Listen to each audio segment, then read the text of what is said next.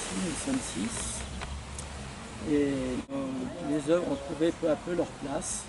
Voilà, c'est un lieu qui semble dédié à la sculpture et qui est tout à fait exceptionnel. Et je crois que ça valorise énormément notre travail.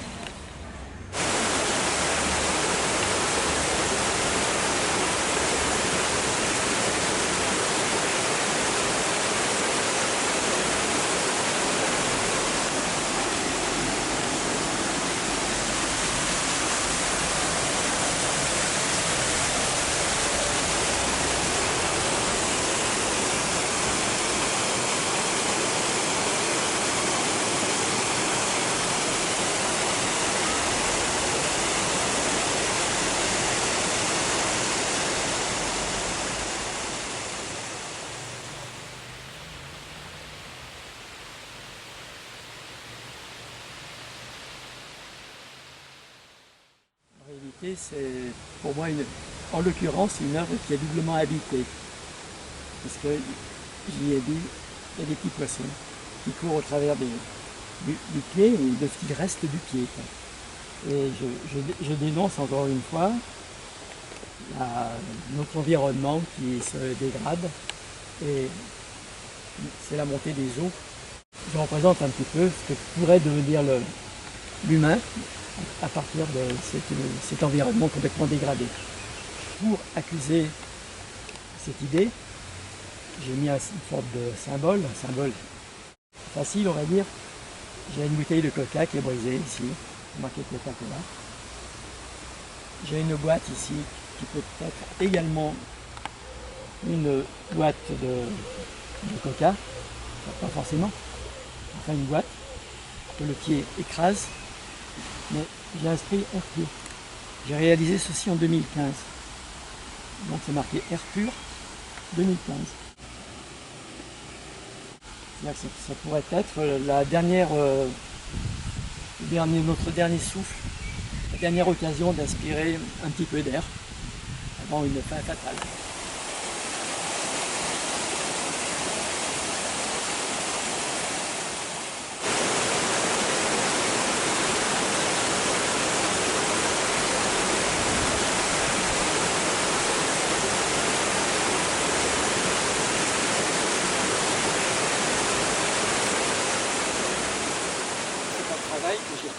Que j'ai réalisé pour ce lieu-là.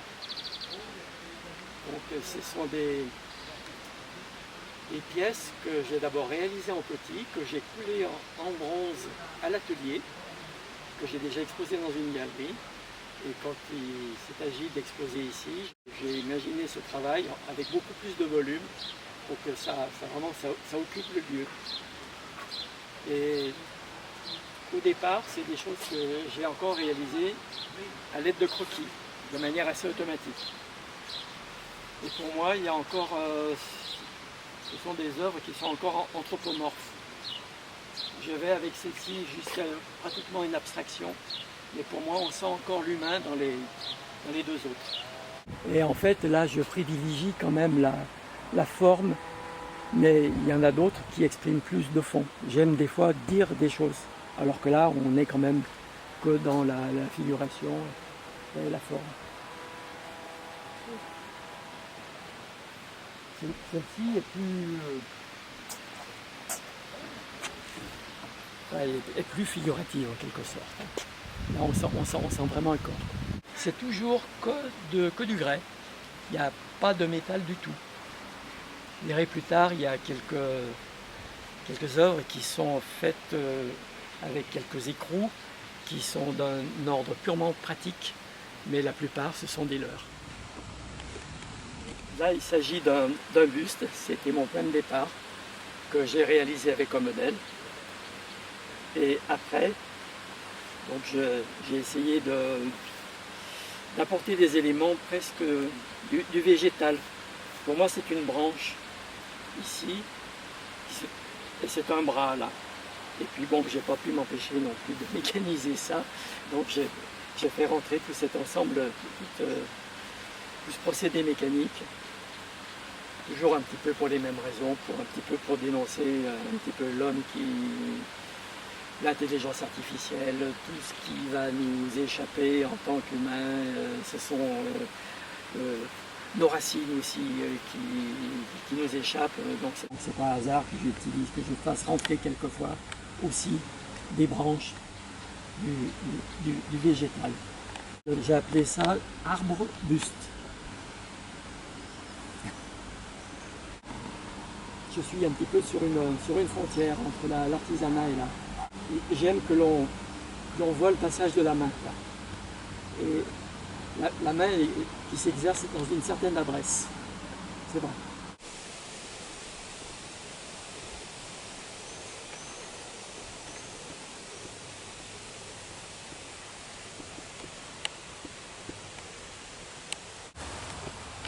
J'ai simplement, pour moi, ça c'est un bol. C'est un peu le bol alimentaire et qui se continue donc par un tube digestif. Voilà, c'est un petit peu l'être qui est réduit à sa plus simple expression. Voilà, en quelque sorte. Et là pareil aussi, on a des branches à la place des bras. Ce croquis, je l'ai retenu. Il est né une maquette que j'ai réalisée en terre, qui a été cuite.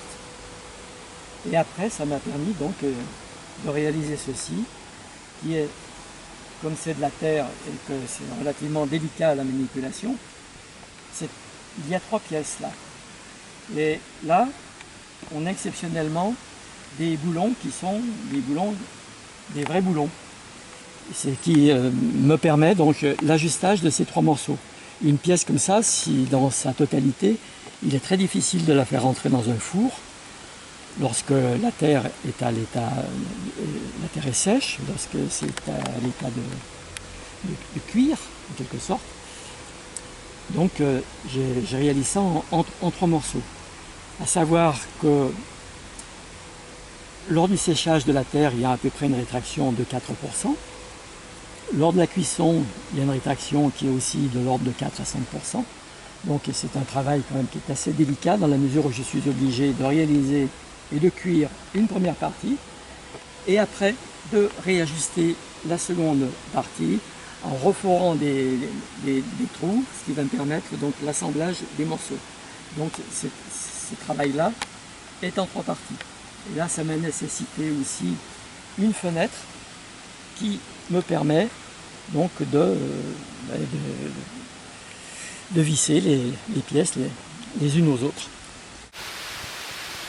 En fait, au départ, c'était un loup que je voulais faire.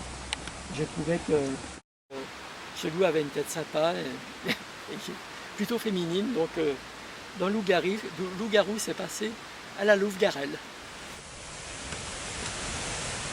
Là, c'est un loup, il n'y a pas énormément de choses à dire. Hein. Voilà, je l'ai voulu un petit peu plus féroce que n'est l'autre. Et puis, sur le plan plastique, je m'exerce des fois des expériences. Là, je l'ai recouvert partiellement de feuilles d'argent. Et tout en réalisant ça, je me suis aperçu que au niveau de la tête, ça faisait un loup, le masque, en quelque sorte. Je fais référence à une terrasse sur laquelle je jouais, c'était la terrasse de mon enfance.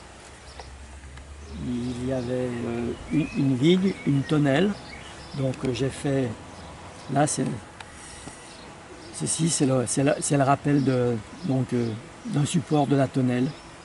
Il y avait, donc je jouais sur un ciment, et un ciment que je sentais souvent chaud sous mes genoux, c'est mes genoux d'enfant.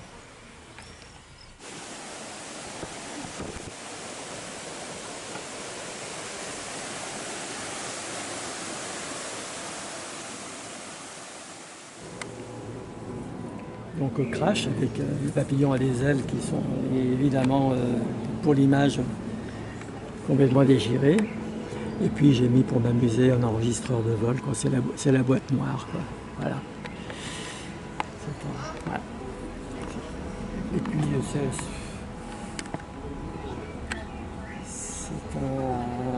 ça s'apparente un petit peu au jouet.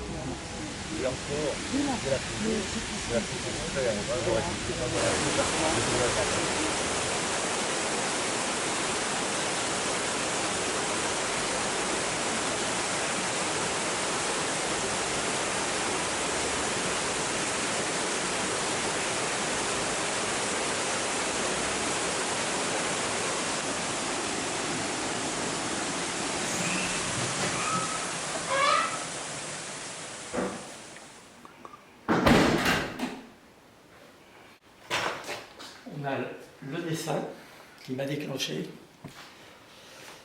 la petite pièce sur laquelle je m'appuie pour réaliser une plus grosse, avec plus ou moins de fidélité par rapport à celle-ci. Enfin, l'idée reste la même. Voilà.